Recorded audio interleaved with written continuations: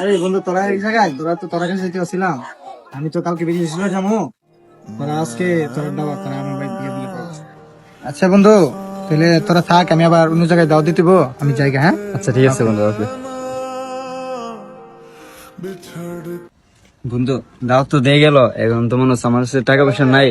তোর কাছে 400-500 টাকা থাকে, আমার দিস। হাওলাত নিবি? কবে দিবি?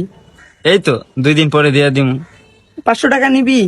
সমস্যা নাই, 500 টাকা নিলে 2 দিন পরে তুই 1000 টাকা দিতে হইবে। কিরে বন্ধু, তুই কি সুদ খাস? এটা সুদ না বন্ধু, এটা ব্যবসা। আচ্ছা ঠিক আছে, সমস্যা নাই, তুই 500 টাকা দে, 2 দিন পরে তোরে আমি 1000 টাকা দিয়ে দিম। টাকা নিলে কিন্তু কিছু শর্ত আছে।